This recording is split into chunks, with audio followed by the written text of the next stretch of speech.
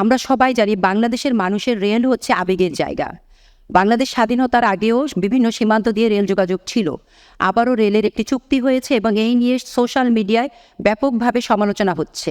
আপনি যদি এই কানেক্টিভিটির ফলে বাংলাদেশ কিভাবে সুফল পাবে সেই বিষয়টি একটু পরিষ্কারভাবে বলতেন তাহলে আমরা ধন্যবাদ। যোগাযোগ চালু হতে সমালোচনা হচ্ছে কেন? সোশ্যাল মিডিয়ায় মানুষ সমালোচনা করছে যে এই করিডোরের কথা বলছে এবং সবসময় বলে যে ভারতকে বাংলাদেশ বিক্রি করার একটি ষড়যন্ত্র চালে। এই দেশের মানুষের যারা সবসময় অপপ্রচার চালায় তাদের একটি মুখরোচক গল্প, সেই গল্পের আমার একটা প্রশ্ন আছে যে বিক্রিটা তাহলে ওজনটা কিসে মাপছে? কোনো কিছু বিক্রি হলে যেটা ওজন মাপা হয় না। এখন তো অবশ্যই ইলেকট্রনিক মেশিন আছে, আগে তো দাড়ি পাল্লায় হতো। তো কিসে মেপে বিক্রি হচ্ছে আর বিক্রিটা হয় কিভাবে? বাংলাদেশ স্বাধীন দেশ, মুক্তিযুদ্ধ করে আমরা স্বাধীনতা অর্জন করেছি এবং যারা সমালোচনা করে তাদের জানা উচিত সারা পৃথিবীতে একটি মাত্র মিত্র শক্তি যারা মুক্তিযুদ্ধের সময় আমাদের মুক্তিযোদ্ধাদের সাথে কাঁধে কাঁধ মিলিয়ে নিজেদের রক্ত ঢেলে দিয়ে এই দেশ স্বাধীন করে দিয়েছে। আমাদের সমস্ত মুক্তিযোদ্ধারা সেখানে ট্রেনিং পেয়েছে। পৃথিবীর যে কোনো দেশ যারাই কোনো যুদ্ধে মিত্রশক্তির সঙ্গে সহযোগিতা করেছে বা মিত্রশক্তি তাদের এসে সাহায্য করেছে, তারা কিন্তু সেই দেশ ছেড়ে কোনোদিন ফেরত যায়নি।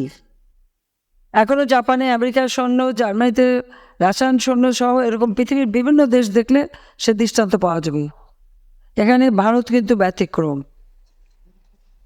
তারা মিত্রশক্তি হিসেবে আমাদের পাশে থেকে যুদ্ধ করে এসেছে, কিন্তু যখনই জাতিপিতা বঙ্গবন্ধু শেখ মুজিব চেয়েছেন যে তারা দেশে ফিরে যাক, ভারতের তদানীন্তন প্রধানমন্ত্রী শ্রীমতী ইন্দিরা গান্ধী সঙ্গে সঙ্গে সেটা রাজি হয়েছেন এবং তাদেরকে ফেরত নিয়ে গেছেন। তারা যে যুদ্ধের সরঞ্জামাদি সব কিছু নিয়েই কিন্তু এসেছিল, এখানে যুদ্ধ করেছিল। পাকিস্তানি হানাদার বাহিনী সারেন্ডার করেছিল তাদের কাছে। কিন্তু আমরা কিন্তু স্বাধীন সার্বভৌম রাষ্ট্র পেয়েছি, কারণ তারা কিন্তু ভারতীয় সেনাবাহিনী প্রত্যাহার করে নিয়েছে। এরপরে যারা কথা বলে যে ভারত বিক্রি হয়ে যাবে, এরপর বিক্রিটা হয় কীভাবে? সেটাই তো আমার প্রশ্ন।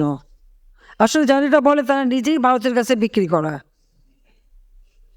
কারণ আমরা তো দেখেছি যখন মিলিটারি ডিক্টেটর এসেছে, জিয়া, ইরশাদ, খালেদা জিয়া উপরতে ভারত বিরোধী কথা বলেছে আর ভারতে যেয়ে তাদের পা ধরে বসে থেকেছে। এগুলো আমার নিজের দেখা জানা। কাজে এই ধরনের কথা বলার কোনো অর্থ হয় না। আমাদের স্বাধীন সার্বভৌম দেশ, যত ছোট হোক, এটা আমাদের সার্বভৌম দেশ। আর সেই সার্বভৌমত্ব রক্ষা এবং সক্রিয়তা বজায় রেখেই আমরা বন্ধুত্বপূর্ণ সম্পর্ক রেখেই কাজ করছি। আজকে এই যে আমরা সমস্ত যোগাযোগ ব্যবস্থা খুলে দিলাম, তাদের সবথেকে বেশি লাভবান তো আমাদের দেশের মানুষ।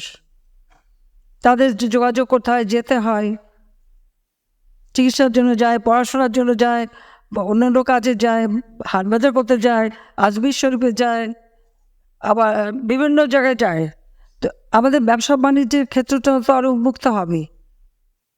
তা যেখানে বিক্রি আমরা করি না, যারা কথা বলে তারা বাজার জন্য অথবা ওই ইউজ মি, মানে ব্যবহার করুন আমাকে, এই নিয়ে বসেই থাকে। এটা হলো বাস্তবতা। শেখ হাসিনা এই দেশকে বিক্রি করে না, কারণ আমরা এই দেশ স্বাধীন করেছি, এটা তাদের মনে রাখা উচিত। আর যে কষ্টটা আমরা ভোগ করছি সেটা আমরা জানি না। যারা বিক্রির কথা বলে 71 সালে তারা পাকিস্তানি দালালি করছে আর কি করেছে না। একটা দেশের মধ্যে হঠাৎ ট্রানজিট দিলে বা ক্ষতিটা কি? আর রেল যেগুলি বন্ধ ছিল আমরা সেগুলি আস্তে আস্তে খুলে দিচ্ছি, তাতে আমাদের ব্যবসা বাণিজ্যে সহজ হচ্ছে, আমাদের ওই অঞ্চলের মানুষগুলি উপকৃত হচ্ছে, তাদের উৎপাদিত পণ্য বাজারজাত করার সুযোগ হচ্ছে, বা যে সমস্ত জিনিস আমাদের দেশে সেগুলি আনার সুযোগ হচ্ছে। অর্থনীতিতে এটা বিরাট অবদান রেখে যাচ্ছে। আমরা বাংলাদেশে কি চারিদিকে দরজা বন্ধ করে বসে থাকবো? সেটা হয় না, কোনো দেশ পৃথিবীতে থাকে না। আজকে ইউরোপের দিকে তাকান, সেখানে কোনো বর্ডারই নাই, কিছুই নাই। তাহলে কি একটা দেশ আরেকটা দেশের কাছে বিক্রি করে দিয়েছে? একসময় নোম্যান্স ল্যান্ড ছিল। আমরা যখন ইউরোপ সফর করছি দেখেছি সবাই এক জায়গায় গাড়ি থেকে নামতে হয়েছে, পায়ে হেঁটে যেয়ে আবার মানে কাস্টম চেকিং করে আবার পায়ে হেঁটে উঠতে হয়েছে। এখন কিন্তু সেসব কিচ্ছু নাই, তার সব ঠিক আছে।